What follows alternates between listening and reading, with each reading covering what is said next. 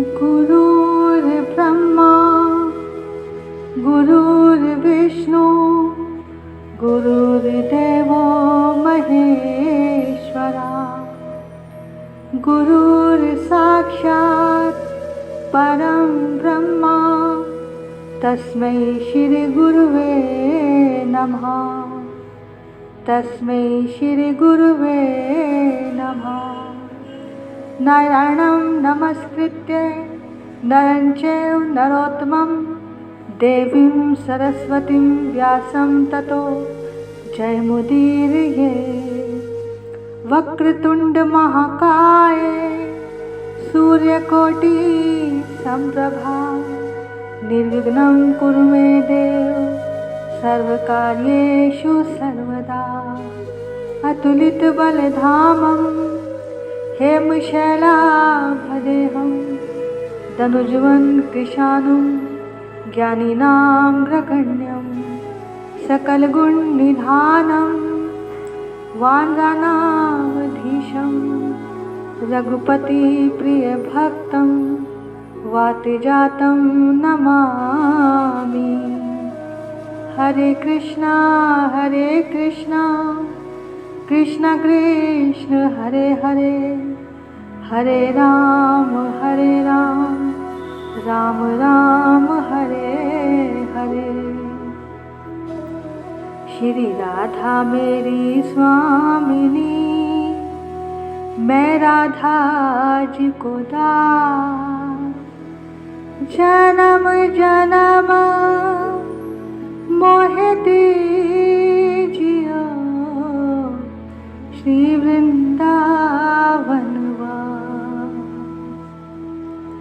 जन्म जन्म मोहे दीजियो श्री वृंदावन वास। श्री कृष्ण गोविंद हरे मुरारी, हे नाथ नारायण वासुदेवा।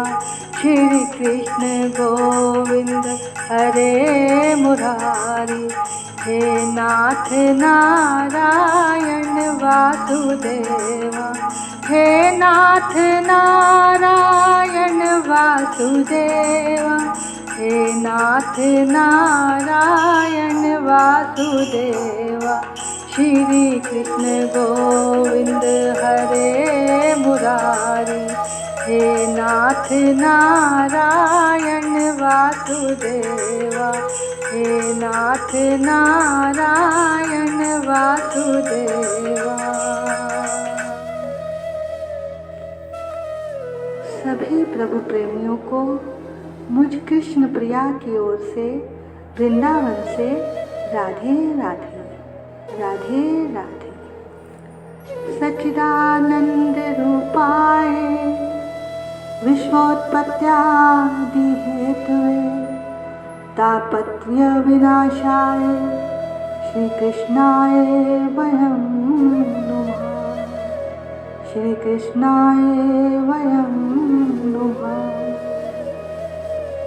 श्रीमद् भागवत जी का महात्म। देखो भैया, ये कृष्ण प्रेम कथा प्रारब्ध से नहीं मिलती, ये प्रारब्ध का फल नहीं है, ये कर्मों का फल नहीं है, ये पुण्यों का भी फल नहीं है, बल्कि किसी प्रेमी संत की कृपा का फल है। राधा रमण की कृपा का फल है, हमारी राधा रानी की कृपा का फल है। कहते हैं एक बार श्री कृष्ण अपने परम लीला को विश्राम देकर अपने परम धाम जा रहे थे, तो उनके पास उनके प्रिय मित्र उद्धव जी आए और कहने लगे, गोविंद, मैंने सुना है आप अपने परम धाम जा रहे हैं, मुझे भी लेते जाइए। तो भगवान बोले, उद्धव, क्या तू मेरे साथ आया था जो मेरे साथ जाएगा। चलम चित्तम चलम वित्तम चलम जीवन योवने चला चली संसार। भैया हमारा ये जो मन है बड़ा ही चंचल है। हम शरीर से तो कथा में बैठे हैं, पर मन इधर उधर घर परिवार में ही कहीं न कहीं भटक रहा होगा, या कहीं बाजार में जूते चप्पल ही खरीद रहा होगा। क्योंकि मन से ज़्यादा तेज चलने वाला इस संसार में दूसरा कोई नहीं है। और जब तक हमारा मन संसार में फंसा है तो वो भगवान में कैसे लग सकता है। अब मन तो एक ही है, चाहे इधर लगा लो या उधर। वो कहते हैं ना, दिल को खुदा से भर लो या फिर संसार से। तो भैया मन तो एक ही है। एक बार मथुरा में एक पंडित जी थे। उन्होंने एक दिन खूब भांग पी ली। उस दिन उन्हें गोकुल जाना था और यमुना किनारे आए तो देखा नाव तो खड़ी है पर कोई मल्लाह नहीं था। सोचा चलो खुद चला लूँगा। अब बैठ गए नाव में। रात भर नाव चलाई। पास में ही गोकुल था। पंडित जी ने सोचा शायद मैं ज़्यादा आगे निकल आया। जब सुबह हुई देखा कुछ ब्राह्मण यमुना नदी में स्नान कर रहे थे। आवाज़ लगाई, अरे ओ बड़े भैया, अरे ओ बड़े भैया, ये कौन सी जगह है? तो वो बोले मथुरा है। पंडित जी बोले ऐसा कैसे हो सकता है? मैंने तो रात भर नाव चलाई, मुझे तो गोकुल जाना है और मैं अभी मथुरा में ही हूँ। वह ब्राह्मण बोला, पंडित जी आप रात भर तो क्या, यदि पूरा जीवन भी नाव चलाओगे तो भी गोकुल नहीं पहुँच पाओगे, क्योंकि नाव की रस्सी तो तुमने खोली ही नहीं। तो भैया हमें भी गोकुल जाना है। अगर हमें भी उस ठाकुर से मिलना है तो भैया हमारे मन की रस्सी जो है वो भी इस संसार में कहीं ना कहीं किसी न किसी के साथ बंधी हुई है। किसी की धन में, किसी की व्यापार में, किसी की परिवार में, किसी की संसार में। तो भैया पहले इस रस्सी को खोलो, तब गोकुल पहुंच पाओगे। कौन कहता है कि उसका पता नहीं है? कौन कहता है कि उसका पता नहीं है? उसे ढूंढने की हद तक कोई ढूंढता नहीं। तो भैया इस मन का भी कोई भरोसा नहीं है। ये बड़ा ही चंचल है जो हर पल हर क्षण बदलता रहता है। जो हम परसों थे वो कल नहीं थे, जो कल थे वो आज नहीं है, जो आज हैं वो आगे नहीं रहेंगे। हर पल हर क्षण सब कुछ बदल रहा है। चला चली संसारे। और भैया ये जो संसार है ना, ये भी चला चली का मेला है। अगर कोई अचल और अटल वस्तु है तो वो है तुम्हारे पुण्य कर्म, शुभ कर्म, जो वो ही तुम्हारे साथ जाएंगे और कुछ भी साथ नहीं जाएगा। कि क्षण भंगुर जीवन की कलिका, कल प्रातः को जाने खिली न खिली। मन आंचल की शुच शीतल, सुगंध समीर चली न चली। कलिकाल कुठार लिए फिरता, तन नम्र है चोट झिली न झिली। तन नम्र है चोट झिली न झिली। अब भी जप ले हरि नाम हरि रसना, फिर अंत समय में हिली लाहिली, फिर अंत समय में हिली ना हिली। तो भैया एक सुई भी हमारे साथ नहीं जानी है, कुछ भी हमारे साथ जाने वाला नहीं है, केवल भगवान का नाम ही हमारे साथ जाएगा और कुछ भी हमारे साथ नहीं जाने वाला। अब भागवत कहते किसे हैं? कई लोग कहते हैं इसमें भगवान का चरित्र है और भक्तों की कथाएं हैं, इसलिए इसे भागवत कहते हैं। लेकिन हम तो यही कहते हैं, जो हम जैसे अभागवतों को भी भगवान के चरणों से लगा दे उसे भागवत कहते हैं। आज जितने भी श्रोता कथा सुन रहे हैं वो आप किसी पुण्य कर्मों की वजह से कथा नहीं सुन रहे हैं, क्योंकि भैया पुण्य कर्मों से तो संसार की वस्तुएं, संसार के सुख साधन ही प्राप्त होते हैं, भगवान की कथा सुनने को नहीं मिलती। अरे ये तो उस गोविंद की अपार अपार कृपा से ही सुनने को मिलती है, और आप सब लोगों पर भी उनकी अपार कृपा है। अब भागवत करती क्या है?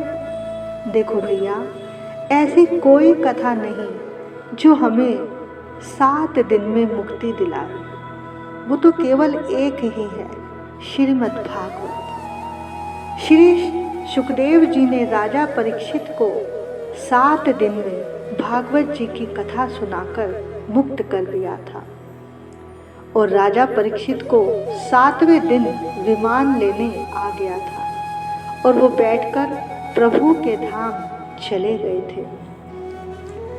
लेकिन आजकल लोग कथा तो सुनते हैं पर मन कथा में नहीं होता, घर परिवार में होता है, तो उन्हें लेने कोई विमान भी नहीं आता, क्योंकि वो ढंग से कथा सुनते ही नहीं हैं।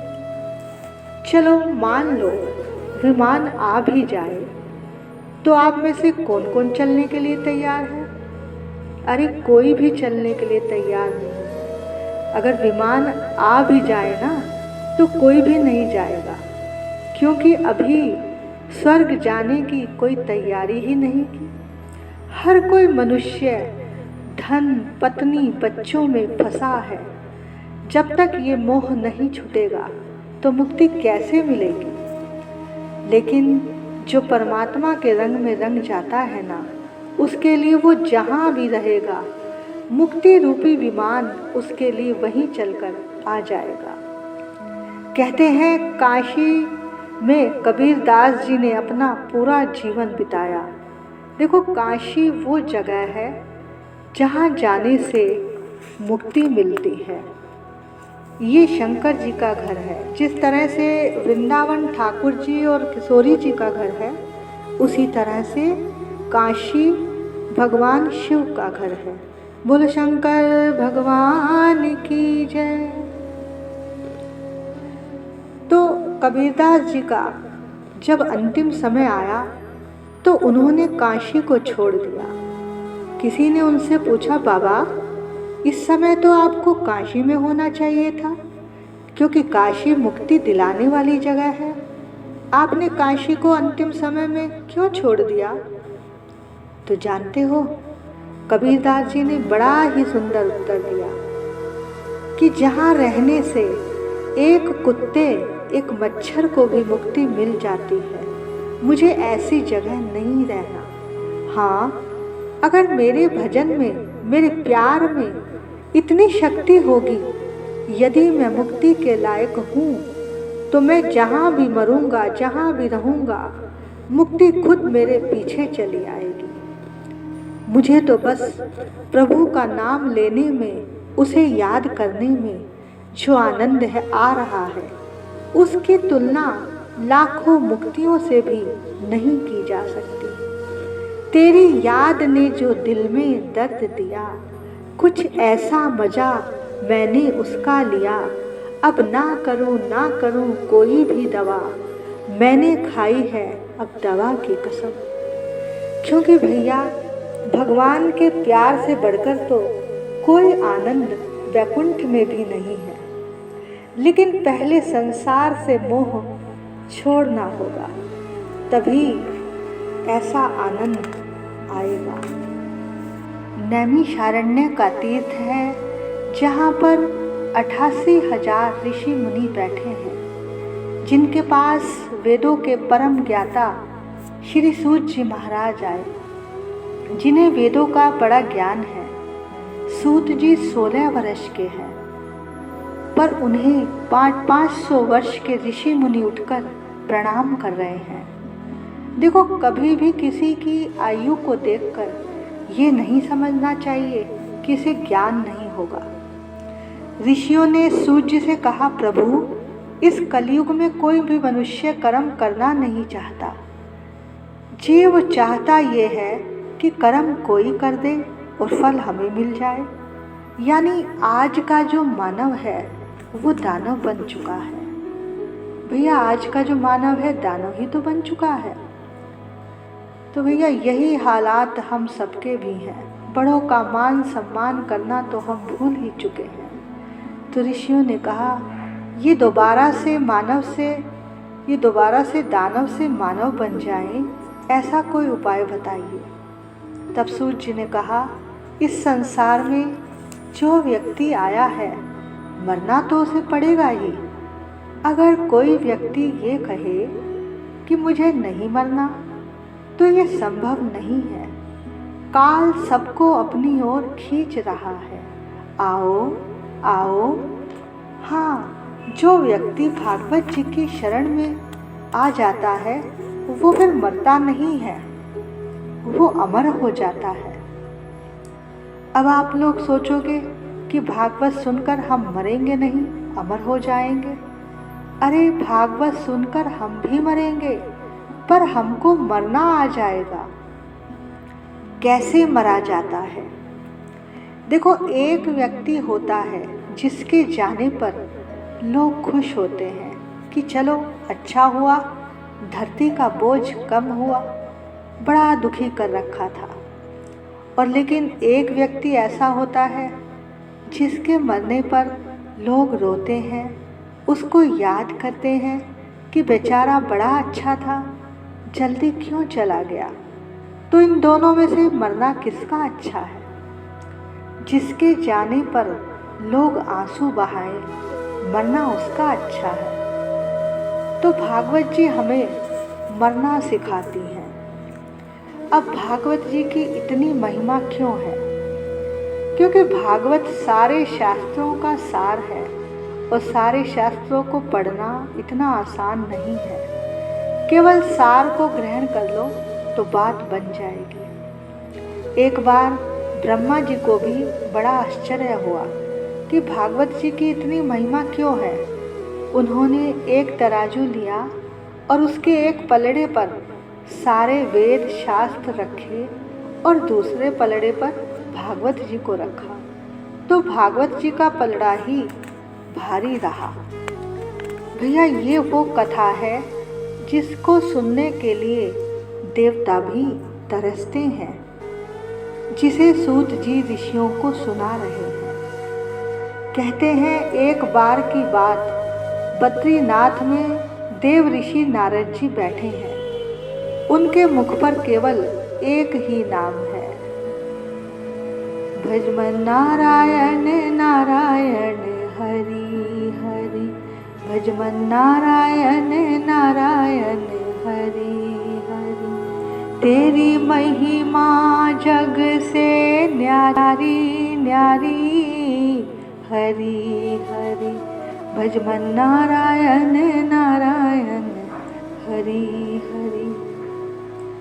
पास ही में ब्रह्मा के 4 मानस पुत्र सनक, सनंदन, सनातन और सनत कुमार जी आए। और तब उन सनत कुमारों ने नारद जी से पूछा, आप इतने उदास क्यों हैं? उनके सिर पर प्यार से हाथ फेरकर उनकी उदासी का कारण पूछा।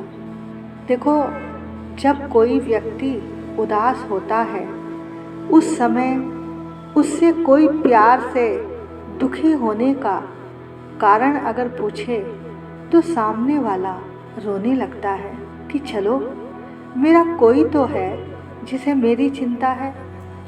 तब नारद जी ने बताया, मैं धरती के सभी तीर्थों पर गया, पर मेरे मन को कहीं भी शांति नहीं मिली, क्योंकि सब जगह पाप ही पाप हो रहे थे।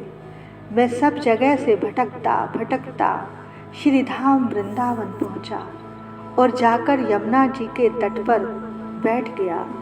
वहाँ मेरा मन लग गया।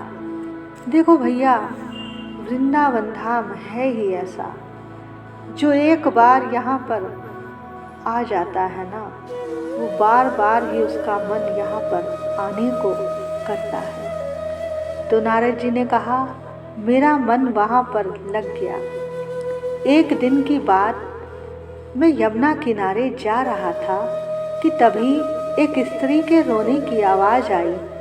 वो बोली, साधु रुको, साधु रुको, केवल एक क्षण के लिए रुक जाओ। तब नारद जी ने कहा, देवी, यदि मेरे एक क्षण रुकने से तुम्हारा कल्याण होता है तो मैं रुक जाता हूँ। देखो, संतों का अगर एक क्षण भी मिल जाए तो बहुत है, क्योंकि जो संत होते हैं ना, वो 24 घंटे भगवान का नाम जप करते हैं। वो यदि एक क्षण के लिए भी किसी के घर चले जाएं और बस जाकर बैठ ही जाएं, तो भी जीव का कल्याण हो जाता है, क्योंकि वहाँ बैठकर वो जो सांस भी छोड़ते हैं ना, उससे राम नाम के हीरे मोती बिखर जाते हैं और सारा घर पवित्र हो जाता है। साधु बड़े परमार्थी, घर जो बर से आए, तपन बुझावे और की अपनों पारस लाए। संत सबका कल्याण ही करते हैं। तो नारद जी ने कहा, मैं उस स्त्री के कहने से रुक गया। मैंने पूछा, देवी, तुम कौन हो? उसने कहा, अहम भक्ति, मैं भक्ति हूँ और मेरे ये 2 पुत्र हैं, ज्ञान और वैराग्य। ये दोनों काल के प्रभाव से बूढ़े हो गए हैं और मैं अभी जवान हूँ। अब आप ही बताइए, जिनके बच्चे बूढ़े और माँ जवान हो, क्या उस माँ को अच्छा लगेगा? भक्ति कहना ये चाहती है कि इस कलयुग में कोई ज्ञान की बात सुनना नहीं चाहता और वैराग्य का जीवन जीना नहीं चाहता। भक्ति बोली, वृंदावन के प्रभाव से मैं तो जवान हो गई हूँ और मेरे जो बच्चे हैं वो बूढ़े हो गए हैं। देखो, आप लोग जब भी वृंदावन में आओगे, यहाँ आपको भक्ति ही मिलेगी, यानी ठाकुर प्रेम की चर्चा ही होगी। ज्ञान और वैराग्य की कोई चर्चा यहाँ नहीं होगी। केवल उठते बैठते चलते फिरते एक ही शब्द सुनाई देगा, राधे राधे, राधे राधे। यहाँ के वृक्षों पर भी राधे राधे लिखा होता है कि वृंदावन के वृक्ष को मरम ना जाने को, जहाँ डाल डाल और पात पात पर राधे राधे हो। तब नारद जी ने कहा, देवी, यहाँ आपके तो ग्राहक हैं, पर आपके पुत्रों का कोई ग्राहक नहीं है। तब भक्ति ने कहा, ये सब कलिकाल का प्रभाव है, तो ऐसे कलयुग को राजा परीक्षित ने मार क्यों नहीं दिया, उसे स्थान क्यों दिया? तब नारद जी ने कहा, देवी, माना कलयुग में अनेक अवगुण हैं, पर उसमें एक विशेष गुण भी है कि कलयुग केवल नाम आधारा, सुमिर सुमिर नर उतरहि पारा। देवी, इस कलयुग में तो केवल भगवान का नाम लेने मात्र से ही जीव इस भवसागर से पार हो जाता है। ये भगवान के नाम की महिमा है। तब नारद जी ने कहा, देवी तुम चिंता मत करो, मैं कोई उपाय करता हूँ। तब उन्होंने ज्ञान और वैराग्य को वेद पुराण सुनाए। जब तक सुना तब तक तो वो उठकर बैठ गए, उसके बाद फिर से गिर गए। तभी आकाशवाणी हुई कि तुम कोई सत्कर्म करो। तब नारद जी ने भक्ति से कहा, देवी तुम यहीं रुको, मैं कोई उपाय करता हूँ। तब नारद जी सत्कर्म की तलाश में निकल पड़े। बड़े बड़े ऋषि मुनियों से पूछा, पर उनके प्रश्न का उत्तर कहीं नहीं मिला। वो सभी तीर्थों से भटकते भटकते अंत में बद्रिकाश्रम पहुँचे, जहाँ उन्हें वो 4 कुमार मिले थे, जिन्होंने नारद जी से उनके उदास होने का कारण पूछा था। तब नारद जी ने कहा, मुझे मेरे प्रश्न का उत्तर नहीं मिल रहा था, इसलिए मैं उदास हूँ। तब सनकादिकों ने कहा, नारद जी वो सत्कर्म और कुछ नहीं, भागवत जी की कथा है। अब हरिद्वार में भागवत जी की कथा हुई। सनत कुमारों ने कथा सुनाई। वहाँ बड़े बड़े ऋषि मुनि आए। अब कथा हो रही है हरिद्वार में गंगा के तट पर, और उधर भक्ति है यमुना के तट पर। तभी कथा का ऐसा प्रभाव हुआ कि भक्ति अपने दोनों पुत्रों को लेकर वहाँ पर प्रकट हो गई और नृत्य करने लगी। श्री कृष्ण गोविंद हरे मुरारी, हे नाथ नारायण वासुदेवा। श्री कृष्ण गोविंद हरे मुरारी, हे नाथ नारायण वासुदेवा। हे नाथ नारायण वासुदेवा, हे नाथ नारायण वासुदेवा। श्री कृष्ण गोविंद हरे मुरारी, हे नाथ नारायण वासुदेवा। तब सनकादिकों ने कहा, देवी तुम्हें कहीं और बैठने की आवश्यकता नहीं है। तुम अपने दोनों पुत्रों को लेकर यहाँ जितने भी श्रोता कथा सुन रहे हैं उनके हृदय में बैठ जाओ। कहने का भाव है, जितनी देर कथा में बैठो अपने अंदर वैराग्य भी धारण करो। घर परिवार की चिंता ठाकुर जी पर छोड़ दो, वो आपसे ज़्यादा अच्छा संभाल सकते हैं। और ज्ञान की चर्चा तो कथा में होनी ही नहीं चाहिए। जैसे कई लोग कथा में ये देखने आते हैं कि कथा में व्यास जी क्या सुना रहे हैं, क्या नहीं सुनाया, यानी अपनी ज्ञान दृष्टि से तोलते हैं। देखो भैया, जो इस व्यास पीठ पर बैठे हैं, कथा करते हैं, वो ना तो किसी के रिश्तेदार हैं और ना ही किसी के भाई बंधु। व्यास पीठ पर बैठने वाले व्यक्ति की इतनी सामर्थ्य नहीं कि वो अपने मुख से कुछ बोल भी सके। ये तो व्यास के रूप में खुद भगवान ही अपनी कथा करते हैं। कहते हैं व्यास तो विष्णु रूप है, और भागवत में लिखा है, जितने लोग कथा सुनते हैं वो सब भी कृष्ण रूप ही हो जाते हैं, क्योंकि ना तो किसी में इतनी सामर्थ्य है वो कथा सुन सके या सुना सके। वक्ता और श्रोता जब तक दोनों कृष्ण रूप नहीं होते तब तक कथा नहीं होती। तो भैया, कथा में अपनी ज्ञान दृष्टि मत अपनाइए। तब नारद जी ने कहा, सनकादिकों, इस कथा की तो बड़ी महिमा है। अब ये भी बताइए, इस कथा को सुन के कौन कौन जीव पवित्र हुआ है? तब सनकादिकों ने कहा, जिसने अपने जीवन में कभी कोई पुण्य ना किया हो, वो हमेशा पाप ही पाप जिसने किया हो, इतना पापी जीव भी यदि कथा में आकर बैठ जाए तो वो भी पवित्र हो जाता है। भागवत उसका भी कल्याण कर देती है। इसी संदर्भ में एक कथा आती है आत्मदेव ब्राह्मण की। कहते हैं एक ब्राह्मण थे आत्मदेव, और जिनकी पत्नी का नाम धुंधली था। वो बड़ी झगड़ालू थी। जब तक पूरे दिन में किसी से लड़ाई झगड़ा नहीं कर लेती थी तब तक उसे चैन नहीं आता था। उसका खाना हजम ही नहीं होता था। इनके यहाँ सब कुछ था, लेकिन कोई संतान नहीं थी। एक दिन आत्मदेव ने सोचा कि पत्नी रोज कलेश करती है, पड़ोसी ताने मारते हैं, क्यों ना मैं आत्महत्या कर लूं। आत्महत्या के विचार से वो एक नदी के तट पर बैठा था। तभी उधर से एक संत निकले। संत ने पूछा, ब्राह्मण, तुम किस चिंता में बैठे हो? तब ब्राह्मण ने कहा, महाराज, मेरे यहाँ सब कुछ है पर कोई संतान नहीं है, इसलिए दुखी हूँ।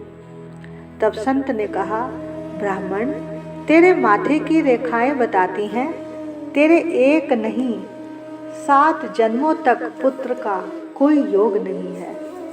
तब ब्राह्मण बोला, महाराज, लेकिन मैंने तो सुना है यदि पुत्र ना हो तो मुक्ति नहीं होती। तब उस संत ने कहा, अरे पगले, ये तुझसे किसने कह दिया? मुक्ति का संबंध पुत्र से नहीं, हमारे कर्मों से है। जो जैसा कर्म करता है उसको वैसा ही फल मिलता है। तब ब्राह्मण बोला, पर महाराज, मैंने सुना है अगर कोई संत आशीर्वाद दे तो विधाता को भी झुकना पड़ जाता है। उसने अपना सिर साधु के चरणों में रख दिया। जब उसने बहुत जिद की तो साधु ने उसे अपनी सारी तपस्या का एक फल दे दिया और कहा, ब्राह्मण, इसे अपनी पत्नी को खिला देना, तुम्हारे यहाँ पुत्र होगा। अब ब्राह्मण खुशी खुशी घर पहुँचा। वहाँ अपनी पत्नी से कहा, ये फल खा लो, हमारे यहाँ पुत्र होगा। तब पत्नी ने कहा, अरे पगला गए हो क्या? कहीं फल खाने से भी पुत्र होता है क्या? लेकिन ब्राह्मण उसके आगे गिड़गिड़ाने लगा।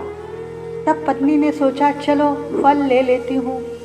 अब फल लेकर सोचने लगी, अगर इसको खाते ही सच में मैं गर्भवती हो गई तो कहीं प्रसव के समय में मैं मर गई तो? ना ना ना, ये फल मैं नहीं खाऊंगी। वो फल उसने अपनी गाय को खिला दिया और वो अपनी बहन के घर चली गई और सारी बात उसको बताई। बहन ने कहा, बहना, तू चिंता मत कर, मैं गर्भवती हूँ, मैं अपना बालक तुम्हें दे दूंगी। तुम इसके बदले मुझे कुछ धन दे देना। तब तक तुम अपने पेट पर पट्टी बांधकर गर्भवती होने का नाटक करो। अब उसने ऐसा ही किया। उधर उसकी बहन के यहाँ बालक हुआ, वो लाकर उसे दे दिया। उधर उस गाय ने भी एक बच्चे को जन्म दिया जो मनुष्य जैसा था, केवल कान गाय जैसे थे। आत्मदेव ने इस बालक का नाम गोकर्ण रखा। उधर धुंधली ने अपने बेटे का नाम अपनी तरह ही धुंधकारी रखा। जो सबको दुख देने वाला हो उसको धुंधकारी बोलते हैं। अब धीरे धीरे दोनों बालक बड़े होने लगे। अब कोई ऐसी अच्छाई ना थी जो गोकर्ण जी में ना थी। वो सुबह उठते, मंदिर जाते, पूजा पाठ करते और चरणामृत पीते, संतों का संग करते। लेकिन जो धुंधकारी था वो रोज शराब पीता, जुआ खेलता। उसने जुए में अपने पिता के सारे धन को नष्ट कर दिया। एक दिन वो अपने पिता के पास धन मांगने आया जुआ खेलने के लिए। तब आत्मदेव ने कहा, बेटा, मेरे पास अब धन नहीं है। तुमने पहले ही सारा धन जुए में नष्ट कर दिया है। जब धन नहीं मिला, धुंधकारी को गुस्सा आया। उसने अपने पिता के माथे पर जोर से लात मारी और आज लात खाकर ब्राह्मण गिरा है। देखो, अगर पुत्र ना हो तो दुख होता है, पुत्र हो और होकर मर जाए तो बहुत दुख होता है। लेकिन अगर पुत्र हो और निकम्मा दुष्ट निकले तो भैया ये दुख सहन नहीं होता। आत्मदेव ने सोचा था मेरा पुत्र बड़ा होकर मेरा आदर करेगा, मुझे प्रणाम करेगा, लेकिन उसको क्या पता था कि ये ऐसा निकलेगा। और उधर धुंधकारी जो था वो ये सोचता था कि मेरा पिता मुझे प्रणाम करे। उसने सोचा मेरा पिता तो मुझे माथा नहीं टेकता, तो क्यों ना मैं ही। उसने सोचा कि मेरा जो पिता है वो तो मुझे माथा नहीं टेकता, मेरे चरण तो इसके माथे पर जा सकते हैं और आज जोर से लात मारी। ये जो कथा है ये किसी धुंधकारी की कथा नहीं है, ये आपकी और हमारी कथा है। ये धुंधकारी कौन है?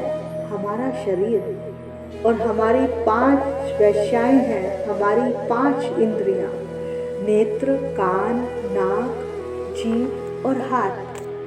नेत्र कहते हैं अच्छा अच्छा देखने को चाहिए, कान कहते हैं अच्छा अच्छा सुनने को चाहिए, नाक कहती है अच्छा अच्छा सूंघने को चाहिए, और जीभ कहती है अच्छा अच्छा खाने को चाहिए, और हाथ कहते हैं अच्छा अच्छा स्पर्श करने को चाहिए।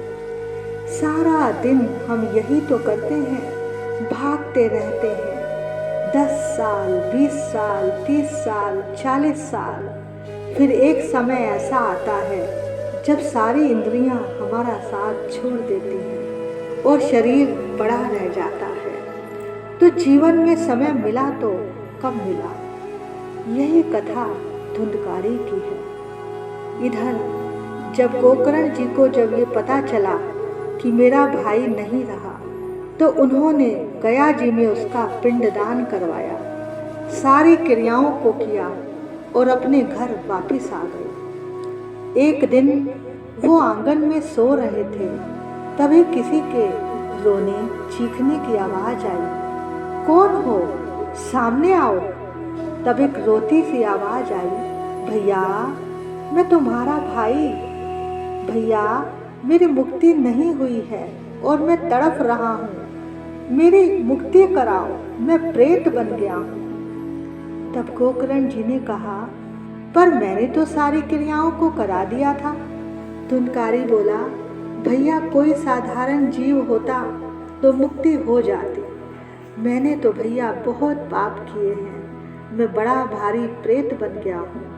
तब गोकर्ण जी ने कहा, इस वक्त तुम जाओ, मैं सुबह तुम्हारी मुक्ति का कोई उपाय ढूंढता हूँ। अब सुबह गोकर्ण जी गांव के वृद्ध ब्राह्मणों विद्वानों के पास गए, पर कोई उपाय नहीं मिला। तब सबने कहा, सूर्य देव की आराधना करो। तब सूर्य देव ने स्वयं प्रकट होकर कहा, इसके मुक्ति के लिए भागवत की कथा कराओ। अब गोकर्ण जी खुद तो वक्ता बने और गांव वालों को श्रोता बनाया। 7 गांठ वाला एक बांस रखा, जिसमें धुंधकारी हवा के रूप में आकर बैठ गया। 7 दिनों में 7 गांठें फट गई और 7वें दिन धुंधकारी एक दिव्य रूप में प्रकट हो गया। बोलो श्री वृंदावन बिहारी लाल की जय, भागवत महापुराण की। इसके बाद 2 विमान आए, एक में धुंधकारी बैठकर चला गया और दूसरा विमान गोकर्ण जी के लिए आया। पर गोकर्ण जी नहीं बैठे। उन्होंने भगवान के पार्षदों से कहा कि क्या भगवान ने केवल मेरे लिए ही विमान भेजा है? कथा तो यहाँ सबने सुनी है, सबके लिए विमान क्यों नहीं आया? तब पार्षदों ने कहा, यहाँ जितने भी लोग कथा में बैठे हैं, किसी का ध्यान कथा में नहीं है। इसलिए ऐसा हुआ। गोकर्ण जी ने दोबारा कथा करवाई।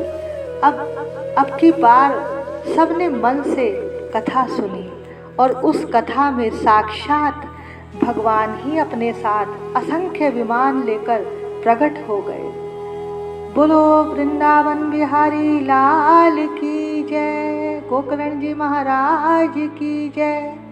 और गोकर्ण जी को अपने हृदय से लगा लिया और अपने जैसा ही रूप दे दिया। तो भैया ऐसे होते हैं संत जिन्होंने सारे गांव का ही कल्याण कर दिया। और धन्य है ये भागवत जी की कथा जिसने धुंधकारी को भी मुक्त कर दिया। बोलो भागवत महापुराण की जय। अब आती है भागवत जी की विधि। तो भैया आगे भागवत कथा सुनने की विधि बताई। देखो अगर मैं वो विधि बताऊं तो उसमें बहुत सी बातें हैं कि ये मत करो वो मत करो। देखो हम तो यही कहते हैं कि सबसे बड़ी विधि यही है, चाहे कुछ भी हो जाए पर हमारी कथा नहीं छूटनी चाहिए। और ये भी बताया कि जहाँ कथा हो वहाँ सभी कथा प्रेमियों को बुलाना चाहिए और अपने मन में किसी के प्रति भी कोई ईर्ष्या द्वेष नहीं रखना चाहिए। और इन 7 दिनों तक हमें प्याज लहसुन का भोजन नहीं करना चाहिए, सात्विक भोजन ग्रहण करना चाहिए। तो भैया जो भी खाओ भगवान को भोग लगाकर खाओ। तो भैया आज की कथा को हम यहीं पर विश्राम देते हैं, आगे की कथा कल होगी। राधे राधे। श्री भागवत भगवान की है आरती, पापियों को पाप से है तारती। श्री भागवत भगवान की है आरती, पापियों को पाप से है तारती। ये अमर ग्रंथ ये मुक्ति पंथ ये पंचम वेद निराला, नव ज्योति जगाने वाला। हरि नाम यही हरि धाम यही, जग के मंगल की आरती। पापियों को पाप से है तारती, आरती श्री भागवत भगवान की। पापियों को पाप से है तारती। ये शांति गीत पावन पुनीत, पापों को मिटाने वाली, हर दर्श कराने वाली। ये सुख करनी ये दुख हरनी, श्री मधुसूदन की आरती। पापियों को पाप से है तारती, श्री भागवत भगवान की है आरती। पापियों को पाप से है तारती। ये मधुर बोल जग फंद खोल, सन्मार्ग दिखाने वाला, बिगड़ी को बनाने वाला। ये मधुर बोल जग फंद खोल, सन्मार्ग दिखाने वाला, बिगड़ी को बनाने वाला। श्री राम यही घनश्याम यही, प्रभु की महिमा की आरती।